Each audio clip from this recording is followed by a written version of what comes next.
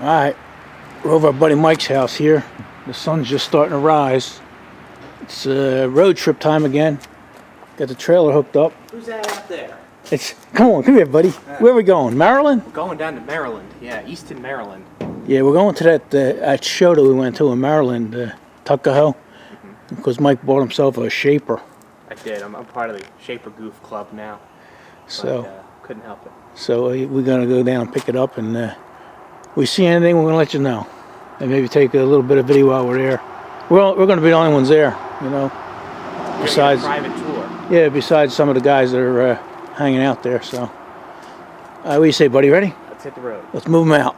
All right, we're in transit here. The sun's up, and you see this, Mike?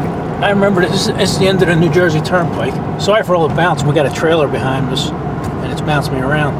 But I remember when this was a two-lane road. Now look at this big conglomeration with some kind of lighthouse or something. Yeah, watchtower. Yeah, crazy. But anyway, we're leaving New Jersey. We're headed over to Pennsylvania. No.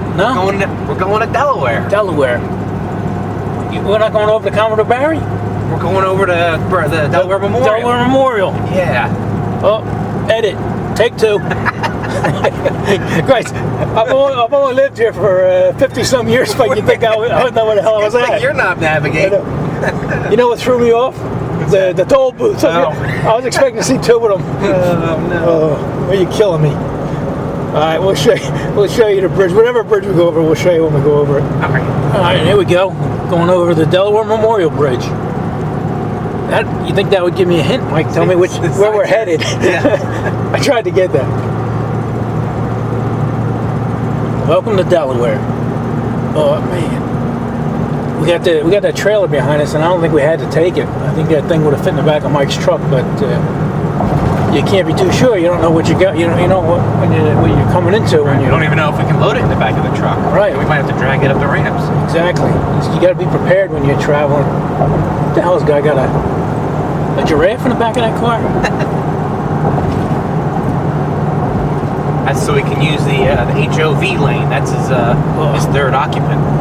I gotta shut this down, Mike. It's gonna make us sick. Come on, you need stability control. I know. I got it. Oh, I can't wait to see the comments on this. It's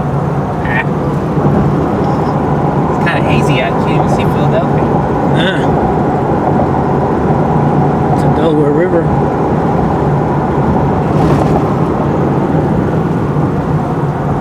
Here we go, Mike. Top of the world, buddy. Top of the world. There you go, Mike. They have a name for this kind of bridge, but I don't know what it is. Somebody will tell us. Yeah, I don't know if it's a suspension bridge or usually a suspension bridge. It's like the Delaware Memorial. I don't know what this single thing in the center. It's pretty neat. It's wacky. I don't even know what river that is, Mike. Somebody will tell us. Oh yeah, I forgot. I got the steam plant out there, whatever the hell that is.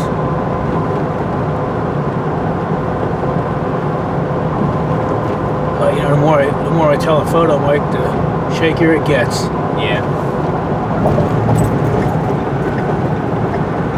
All right, we didn't see anything. You know, I mean, down here it's just all wide open space. I mean, at least now we're seeing cars on the road in an old truck. But yeah, other than that, man, nothing but wide open fields. I mean, Mike, we're the only ones on the road up until about 15-20 minutes ago. Yeah, this is Route 50. This is a pretty major route, I think. Yeah. South, yeah. But we're only about 7 miles out, and we're almost there. Oh, but what we've seen a lot of hunters, man. We must have seen about 100 trucks just parked on the side of the road. You know, there's a couple up here, Mike, on the left. Yeah, right. Deer season. Yeah, I don't know. Some of you hunter guys, I don't know when the deer season started, but a lot of Fords, Chevys, Dodges. They're all just. Well, there's two on the left, one on the right here. They're all looking to kill something. But they're out. They were out early too. Seen a couple guys up in blinds. But other than that, nothing to see, guys. So we'll turn these back on when we get into this place. Alright. I think we're starting to crawl up on it, Mike. Yeah, I think It's tough to find because they don't have the big signs out in somebody. There we go. Tuckahoe Steam and Gas Association. Oh, they got the gate open for us. Oh yeah, look at that. We're gonna have the place to ourselves. Maybe a few guys. A few tour guides for us. Boy, it's a beautiful place, Mike, huh? 66 acres. Yeah, a lot of ground. Wow. A couple guys over there. Jump for the train. Hopefully they have the show in July and we can come down for that. Yeah, hopefully things get back to normal by then. Yeah. Oh, yeah, there they are outside the building, waiting for you. I bet you had your little machine there, too. Huh. They're huddled around something. Look at, they're looking at us. Yeah. You know, they're probably tinkering on stuff in the shop, too.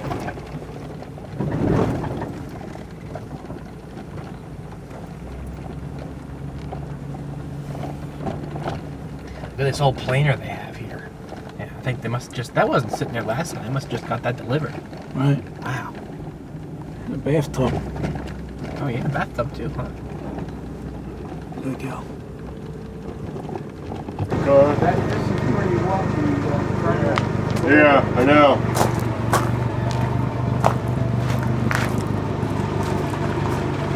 That's what he's picking up there. Well, I guess there's 4 by 6.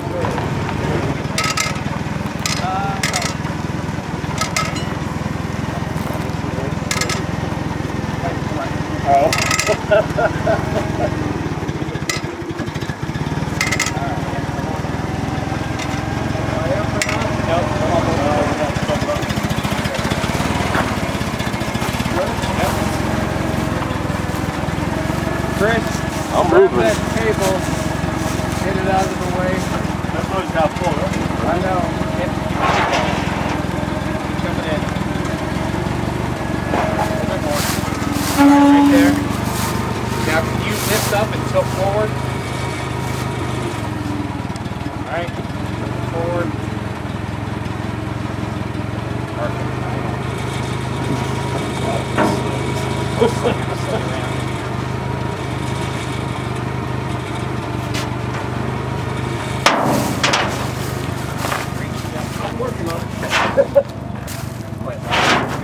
Not quite. About maybe 2 feet off, I think. Alright.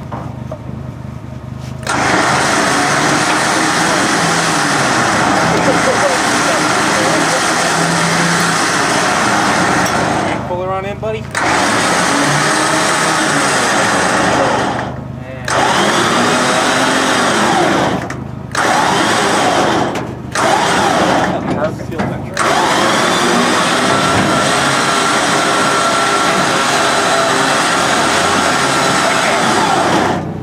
Oh man, that was easy. Oh, Hell yeah. Worked out well. Walk up park for you. you were all prepped. They're all ready for me. All right. Anything loose on here? I got all the loose parts over here. Yeah, I grabbed the seat for the tool post.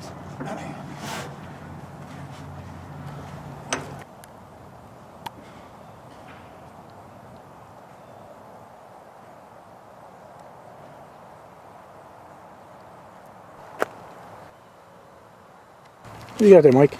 See that? I believe it's an alkali battery cell. It's an Edison. See that? Almost Edison Incorporated. Isn't that pretty neat? Yeah.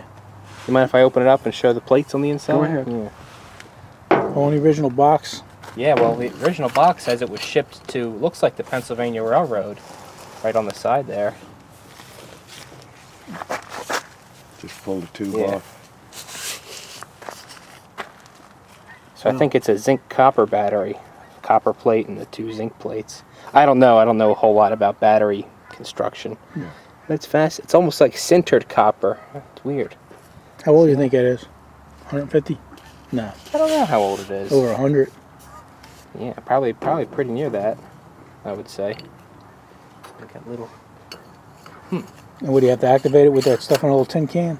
Yeah, Probably mix it with distilled water or something like that. I suppose. At the right ratio. I wonder how that top hat holds up with that. Probably pretty well. It's sealed know. with that. Yeah. Yeah, because I don't know what that material would be, some kind of phenolic resin or something maybe, I don't know. But I imagine it's pretty resistant to Interesting. the alkaline 6 of them? nature. 7 of them, wow. Wow, that's really We had more. We sold a couple. sold a few of them. Yeah. Yeah, damn it, I didn't bring any extra cash with me or else I would have. Here's something pretty interesting they just picked up here. It's almost like an antique shopsmith. It's got all kinds of multiple tools on it. It's got on one side here, it's got a metal, is that metal vise? That'd be a wood vise. It's a wood. Yeah, wood vise, wood lathe. What do I call it? I hear him calling it a vise. Yeah, wood lathe. It's got a wood lathe here, and on the end of the wood lathe, it's got a grindstone, and this is all run by one motor. Yes. And then the jigsaw here, saber saw, Jigsaw. Yeah. scroll saw. It's scrolls. Here you go. Yeah, and then on this side, it's like an 8-inch disc sander, and over here, it's a little drill, all on this one little tiny cart. Because the cart can't be more than 2.5 foot by a foot. Pretty interesting. Driven by one motor that pivots to run the different. Oh, to run items. different stuff. Yeah. That's wild. I've never seen one, never heard of one. Very interesting. Yeah, all these machines are run off a line shaft. See all them lines up there? That whole shaft runs this whole machine shop. Each one of them goes down a machine. Pretty interesting. That's where the old warehouses used to work. Thank you very much again for the tour Pretty cool. and the information. Thank you for your purchases. Yes, appreciate it. Now we can keep the doors open. Yeah. Yeah, I mean, it usually just covers the whole grounds, and the whole back part is flea market. Steam adapters, they are at least 6 or 8. All right, we got our shaper and we're headed home. Yeah, we really didn't stay long because a lot of the guys had to leave. They got other stuff to do, so we didn't get much of a tour or anything, but still interesting. We did get a shaper though. We did get what we came for. So, all right. We see anything other than this, we'll show it to you. If not, next time we see you, might be back in the Garden State.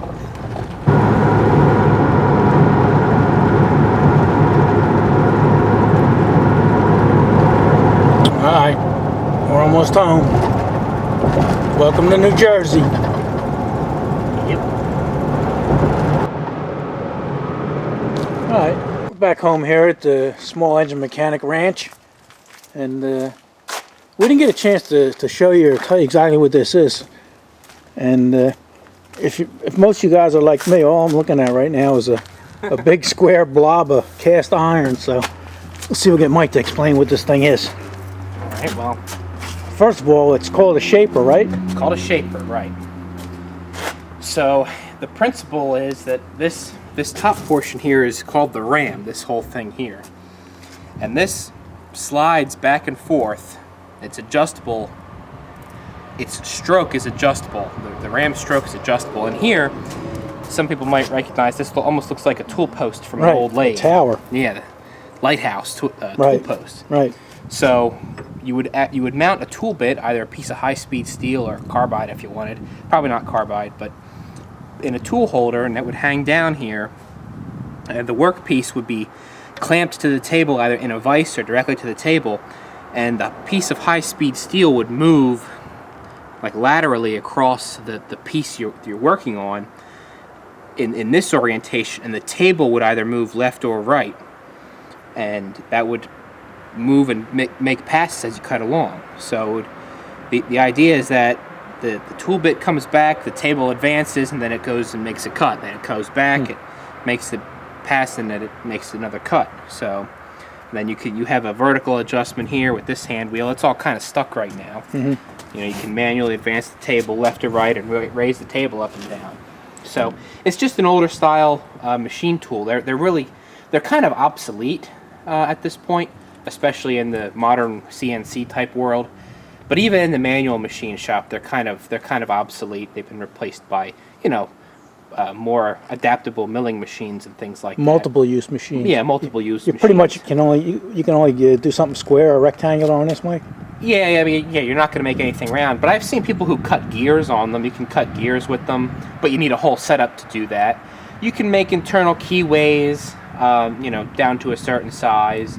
But yeah, they're good at removing fairly large amounts of material off of a flat surface. So for, you know, rough shaping of squares, of, you know, various other angled parts, you know.